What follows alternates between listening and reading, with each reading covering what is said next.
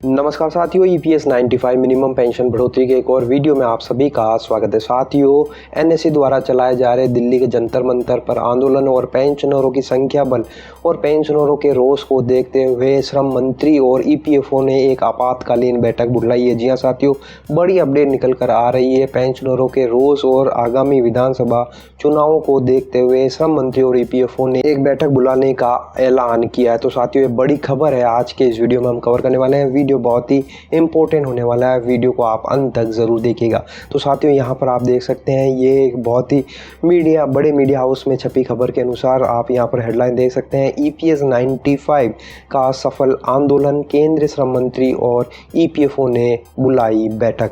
तो यहाँ पर आप देख सकते हैं, लिखा हुआ है कि कर्मचारी पेंशन योजना 1995 ईपीएस 95 के तहत आने वाले पेंशन धारक न्यूनतम मंथली पेंशन को बढ़ाकर 7,500 रुपये करने के साथ अपनी दूसरी मांगों के समर्थन में 31 जुलाई 2024 को हजारों पेंशन धारकों ने एक सफल आंदोलन किया।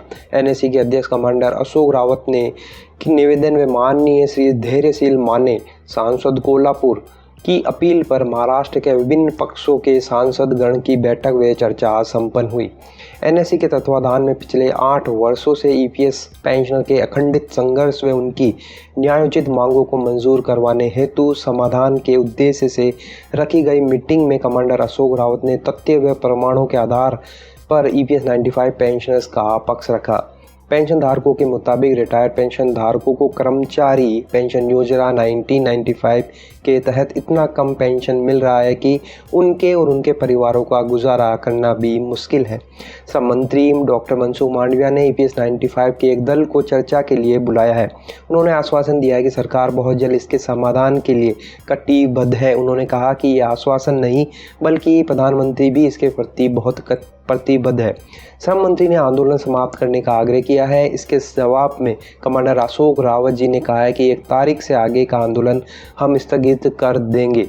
अभी 22 राज्यों से प्रतिनिधि के रूप में लोगों ने इस आंदोलन में शामिल हुए हैं। मंत्री जी के साथ मीटिंग में कमांडर अशोक रावत, राष्ट्रीय महासचिव वीरेंद्र सिंह राजावत, राष्ट्रीय मुख्य समन्वयक रमाकांत नरगुड़े उपस्थित थे। इस आंदोलन में महाराष्ट्र के 11 सांसदों ने शिरकत की और इस आंदोलन को सपोर्ट किया। श्रीमती छत्रपति साहू महाराज, शोभाताई बचाव सांसद धुले, नागेश पाटिल आष्टीकर, संजय देशमुख, कल्याण काले, भास्कर राव भगरे सांसद गिंडोरी, राजा भाऊ वाजे सांसद नासिक, भाऊ साहब काकचोरे सांसद शिरडी, ओम राजे निम्बालकर, भंडू जाधव ने आंदोलन का समर्थन किया। एक आपातकालीन मीटिंग में ईपीएस 95 के एक दल को संबंधित विभाग के ऑफिस बुलाया गया। शाम 5:30 बजे विभाग ऑफिस बंद होने के बावजूद बैठक बहुत सकारात्मक रही। विभाग की तरफ से उन्होंने भी आश्वासन दिया है। वहीं सांसद धैर्यशील माने सांसद कोल्हापुर ने 1 अगस्त को एक बैठक बुलाई है। इस बैठक में 12 सांसद मौजूद थे।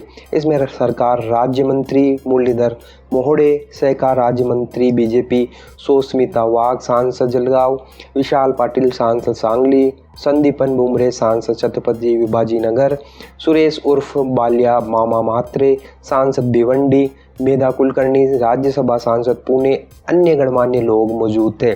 सभी सांसदों ने हमारे विषय को पूरी तरह से समझकर एक दबाव के लिए पक्ष रखा है। सीपीएफसी की मीटिंग में कमांडर अशोक रावत, राष्ट्रीय महासचिव वीरेंद्र सिंह राजावत, पीएन पाटिल, शोभा आरस, सरिता नारकड़े, डीएस नारकड़े और राजीव भटनागर मौजूद थे।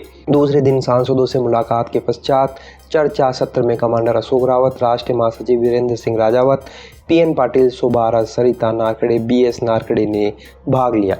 ईपीएस 95 के राष्ट्रीय संघर्ष समिति के अध्यक्ष कमांडर अशोक रावत ने कहा कि लंबे समय तक नियमित पेंशन निधि में योगदान करने के बावजूद पेंशन धारकों को इतनी कम पेंशन मिल रही है जिससे उनकी मुश्किलें बढ़ती जा रही है।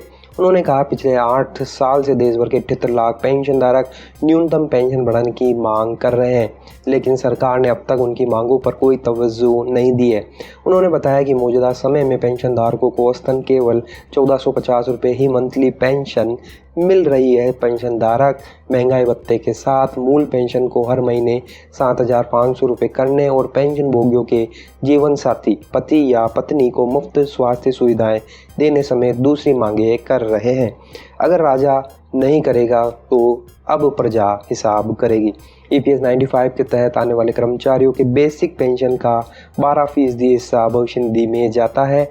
वहीं नियोक्ता के 12% हिस्से में से 8.33% EPS 95 में जाता है और जिसके अलावा पेंशन कोष में सरकार भी अपनी तरफ से 1.16% का योगदान करती है। मौजूदा समय में पेंशन सितंबर 2014 से लागू नियमों के मुताबिक दी जा रही है। EPFO के डेटा के मुताबिक देश भर में करीब 78 लाख पेंशन भोगी हैं। तो साथियों, आप देख सकते हैं ये बड़ी अपडेट निकल कर आई है। NSE के आंदोलन और पेंशनरों के रोष के कारण विभिन्न सांसदों ने एक मीटिंग बुलाई है। केंद्र श्रम मंत्री और EPFO ने भी एक मीटिंग बुलाई है जिसमें EPS 95 को बढ़ाने के लिए वार्ता की जाएगी। NSE के दल को भी आमंत्रित किया गया जिसमें NSE कमांडर अशोक रावत जी के नेतृत्व में पहुंची और अपने प्रमाणों और डॉक्यूमेंट के साथ में उन्होंने तथ्य को सामने रखा कि किस तरह से पेंशन बढ़ाई जा सकती है। तो साथियों, ये बहुत ही इम्पोर्टेंट अपडेट थी। EPFO और केंद्रीय श्रम मंत्री अब लगता है कि थोड़े दबाव में आए हैं। इस आंदोलन के बावजूद हो सकता है ये विधानसभा चुनाव को लेकर भी हो, कुछ भी कह नहीं सकते, लेकिन NSE को अपना आंदोलन समाप्त नहीं करना चाहिए क्योंकि पहले भी सरकार ऐसी करती रही है। पहले के श्रम मंत्री ने भी आश्वासन देकर आंदोलन को समाप्त करवाया था, लेकिन इस बार NSE को उनके बहकावे में नहीं आना है और जब तक मांगे लिखित में आश्वासन नहीं मिल जाता, लिखित में कोई कॉन्ट्रैक्ट साइन नहीं हो जाता है, तब तक आंदोलन समाप्त नहीं करना है। तो साथियों, आपकी इस बारे में क्या राय है? कमेंट बॉक्स में अपनी राय ज़रूर बताइए। वीडियो अगर आपको अच्छा लगा तो लाइक शेयर कर दीजिएगा। इसी तरह की अपडेट पाने के लिए आप चैनल को सब्सक्राइब ज़रूर कर लीजिए। तो फिर मिलते हैं, तब तक के लिए अपना ख्याल रखिए। जय हिंद, जय भारत। बराबर है कि नहीं? ये खुली धमकी है, ये खुली धमकी है क्योंकि हमारा पेट भूखा है। हम अपना पैसा लेने के लिए कटोरा लेके घूम रहे हैं और आपको फिर भी शर्म नहीं, तो हमको भी शर्म नहीं। हम भी बेशरम। यथा राजा तथा प्रजा, महाजनगतः सपंथः। तो आप बड़े लोग करते हो तो हम भी वही करेंगे। अगर आपको वही भाषा समझ में आती है तो हम बूढ़ों को भी वो भाषा समझ में आती है समझ में आती है कि हमारे कमाई में से तुम दूसरे को जमाई बना रहे हो, ये तो ठीक बात है क्या? और इसीलिए हमने अभी ठान लिया है कि हमें ना कोई पक्ष से लेना है, ना कोई पार्टी से लेना है। कोई पक्ष पार्टी से हमें लेना नहीं है, हमें लेना है अपने लोगों से। हमारी जिम्मेदारी, हमारी रिस्पॉन्सिबिलिटी, हमारी जो पूरी भक्ति है वो हमारे पेंशनरों के प्रति है। पार्टियां आएगी जाएगी, बनेगी सरकारें आएगी बिगड़ेगी, इस देश का नागरिक हम चाहते हैं हमारी बची हुई 5-7 साल की जिंदगी हम स्वाभिमान से जिए। और हम स्वाभिमान, कोई ग्राम पंचायत का सदस्य बनेगा तो उसको पेंशन लागू होगी, उसको पेमेंट मिलेगा। अबे अभी तो इतना कंपटीशन है, पेमेंट पेंशन करने के बाद तो खून करेंगे एक दूसरे का, बराबर है कि नहीं? मतलब पढ़ना लिखना जरूरी नहीं है, काम करना जरूरी नहीं है। आप घर में बैठो, आपको राशन मिलेगा, आपको 10,000 रुपये मिलेंगे, तुम ऐश करो, लेकिन हमारी भीख पे जियो। भीख पे जिलाने वाला नेशन पैदा कर रहे हैं। इन्हें ये मालूम नहीं कि इंसानों में और जानवरों में एक फर्क होता है, वो होता है इंसान स्वाभिमानी होता है। फेंके हुए पैसे नहीं लेता हो। आप खैरातें बांट रहे हो, रेवड़ियां बांट रहे हो, लाड़की बहना लाड़का भाऊ, ये सब आप जवानों के हाथ काट रहे हो, इस देश के हाथ काट रहे हो। और जो बूढ़े लोग हैं उनको पैसे दबा के बैठे EPFO और ये सरकार, और ये पैसे दबाने के बाद आप बोलते हैं वृद्धाश्रम खोलो, इनको एम्पावर करो, उनका पैसा उनको वापस दे दो। 10,000 7,500 रुपए और महंगाई भत्ते की हमारी मांग। आपसे प्रार्थना है सर कि हमारा ये मुद्दा आप सुलझाइए, इसको उठाइए और आप एक इतने बड़े क्रांति का हिस्सा बनिए, आप पुण्य कमाइए। और इसीलिए आपसे हाथ जोड़ के निवेदन है कि आप हमें भरपूर आशीर्वाद दीजिए और हमारे रिप्रेजेंटेटिव बनकर आज हम संसद में जाएंगे तो हमारा प्रश्न उठाइए। धन्यवाद सर।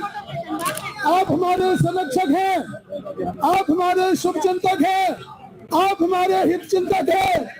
हम हमारे कर्तव्य का पालन कर रहे हैं। हमने आपको यहाँ बुलाया, आपका मान सम्मान किया। हम आपसे करते हैं, आपसे प्रार्थना करते हैं कि आप भी अपना कर्तव्य पालन कीजिए और हमारे अधिकारों को हमें दिलाइए। धन्यवाद सर, थैंक यू।